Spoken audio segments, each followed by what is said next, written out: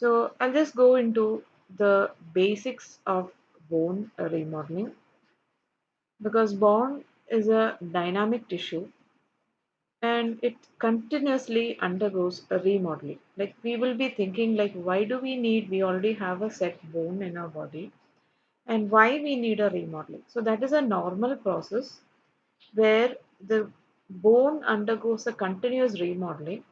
This is seen more during a growth periods where your bone is continuously like lengthening in length, or it'll become more like more thicker. So this sort of remodeling is always present, and even when it's not the growth time, it is still present. So this is important for the development and the maintenance of the skeletal system, and the tightly regulated system of bone remodeling is important so that it ensures there is sequential bone removal or resorption as the process is called, and formation. So and several types of cells are also involved. So throughout the parathyroid system we'll be talking about these cells, and you have to have an understanding regarding these cells. So the cells that are important in bone remodeling, one is osteoclasts, which accounts to around 1 to 2% of bone cells. And these are multinucleated cells which come up from the monocyte-macrophage lineage. And the monocyte-macrophage lineage, as you know, it is important during the inflammatory process. It acts as antigen presenting cells. It has phagocytic property. So these are coming up from the osteoclasts are coming up from the that lineage, right? And it is responsible for bone resorption, that is the removal of the bone material. And it also expresses acid phosphatase and calcitonin receptors. Okay, so the second cell that is involved is the osteoblast, which accounts for about 5% of bone cells, and these are from pluripotent mesenchymal stem cells. So stem cells, as you know, can develop into any other cell, and it's a pluripotent stem cell. So these osteoblasts initially remain as osteoblasts, but they can differentiate into osteocytes. So the osteoblasts are responsible for bone formation, and when it is engulfed by the osteoid, it becomes the osteocyte, and it also expresses receptors for parathyroid hormone and vitamin D. Third is osteocytes, which accounts for the major portion, that is 90 to 95% of bone cells, and these are differentiated or formed from osteoblasts following the mineralization of bone matrix, and this process of mineralization of bone matrix is called osteoid. So the osteocytes will form a network throughout the mineralized bone, forming long dendrite-like processes that extend throughout the canaliculi or the tunnels within the matrix.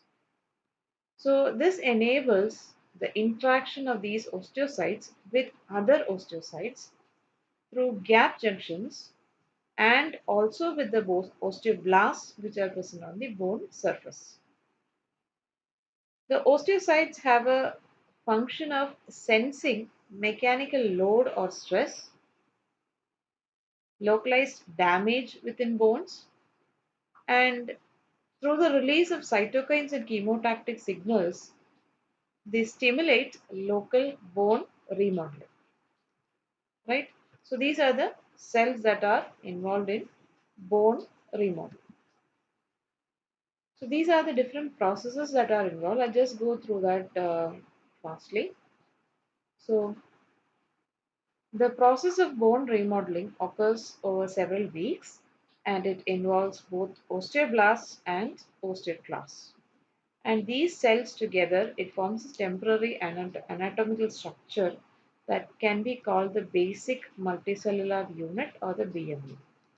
So there are several steps that are involved. First is the activation step, and in the activation step, the B cells in the bone marrow can secrete osteoprotogerin or OPG, which inhibits the differentiation of osteoclasts. As a result of the parathyroid hormone or signals or other signals from the osteocytes, it detects mechanical stress to bone matrix, and the osteoclast precursors are recruited to the remodeling site. Second step is resorption. So the parathyroid hormone acts on osteoblasts and stimulates the production of MCP1, monocytic chemotactic protein 1, which attracts osteoclast precursors and also stimulates the production of rank ligands as well as CSF1. And it at the same time it also inhibits the production of OPG. So the CSF1 and the rank ligand or rank L promotes proliferation and differentiation of osteoclast precursors to mature osteoclasts. So the third step is the reversal, in which the mononuclear cells remove collagen debris that is left in the lacunae of demineralized bone and prepares the surface for osteoblast mediated bone formation.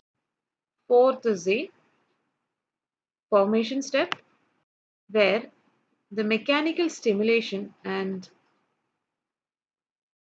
parathyroid hormone activates bone formation signals via the osteocytes. Early osteoblast progenitors differentiate and forms bone osteoid, followed by the incorporation of hydroxyapatite into the new osteoid.